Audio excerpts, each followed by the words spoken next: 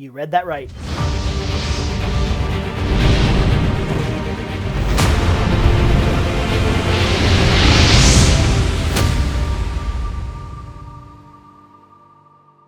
So, let me explain. No, there's too much. Let me sum up. So my office was having a Halloween party, and naturally I looked around and said, oh yes, Halloween one-shot, it's gonna be awesome. Here's the thing though, I wasn't gonna be the main event. In fact, there was gonna be food, drinks, other games. In fact, the boss even brought his poker table out, and I knew a bunch of people wanted to play poker. So my concern leading up to the big day was, I don't want to do all this work and prep and then have nobody show up. So I went around in the week leading up to the event and talked to some people one-on-one, made sure that I had at least 4 or 5 people who said, yeah, I definitely want to play. Nobody in this office, besides myself, knows what they're doing with Dungeons & Dragons. With the assurances that I had at least 4 or 5 people who were going to play, my lovely wife and I put together a big old stack of pre-generated characters. Way more than we would ever need because, you know, choices, right? In fact, I even homebrewed a couple of pixies. And yes, this was in the days before the fairy was an actual thing. So I homebrewed a couple of pixies for a couple of the girls who wanted to play. And yes, they could fly.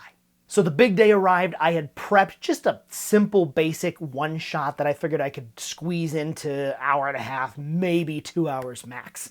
The time came to actually play. Now, I figured most people were going to wander away, do other things. I had my setup there with my Dungeon Master screen and everything, and I invited everybody who wanted to actually play to go ahead and take a seat at the table. And they did. All 13 of them. So I said to myself, yes, we may have to simplify a bit. You think? No, these are new players. I'm expecting to have to simplify some things. That's fine. 13 new players. I simplified the tar out of the rules from the very beginning. Gave just the briefest of explanations of the basics of the game. Passed out some dice. Literally bought a whole bag of dice just to give away at this game. Never turned down a chance to start the career of a dice goblin. Something you have to understand at this point, not only are these 13 brand new players, a few of them are easily distractible, and some of them had started drinking already. So after treading the dirty streets of a terrorized town and interacting with a few NPCs, night fell, and they went out to take on the undead and the inevitable necromancer at the top of the tower on top of the hill, because why not? Things move along. They leave the town, they take on the zombies that kind of shamble at them from behind bushes and make their way to the top of the hill. I don't even remember if they picked the lock or if they smashed down the door. I feel like they may have tried a couple of things, but anyway, they broke into the tower.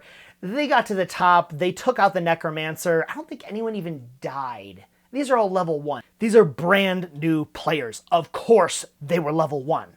As the game wore on, I simplified even more. I got rid of initiative altogether, just went around the table, pointed to each person in turn. Okay, what do you want to do? What would you like to do? Okay, great, we'll come back. What do you want to do?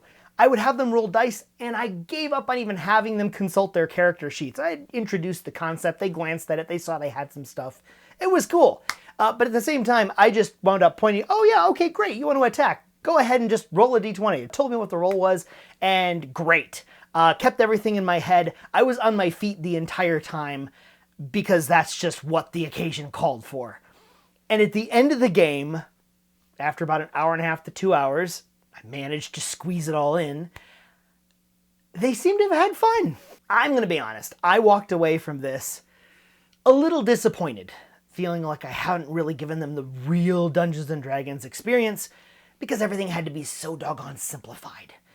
But, you know, everyone's having fun to one degree or another.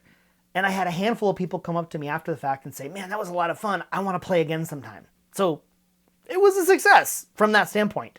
And ultimately, it did bring a sense of satisfaction because I had challenged myself. I mean, that's what we do as Dungeon Masters. That's what we should be doing all the time as people, right? Challenging yourself, rising to new heights. And I can now say I have run Dungeons & Dragons for a party of 13 brand new players. Would I do it again? Would I ever choose to throw 13 brand new people at a table and teach them all to play Dungeons & Dragons all at once? No. Of course not. Ideally, I'm dealing with a group of maybe 4, 5 people max when we're talking brand new players. And I know some people would contend that it's best to have 1 or 2 new players with the rest of the group being made up of seasoned veterans. I'm not going to disagree. It definitely speeds things up, makes it easier, and I think probably makes it a lot more fun for the new players as well. Do I regret doing it? Not even a little bit. It's a crazy story, and, it's a bit of an achievement. I will carry those scars, badges of honor, I suppose, with me for the rest of my dungeon mastering career, which I hope is a very, very long time. If I were playing with 13 experienced players, it's better to cut that number in half. At most, to have like 6 or 7.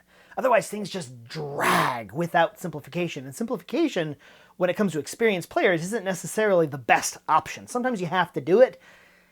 But for players who are used to the mechanics, speaking for myself, I don't really want it simplified. 5e is already really, really simple. I would rather play no more than 5, 6, maybe 7, even experienced players at a time.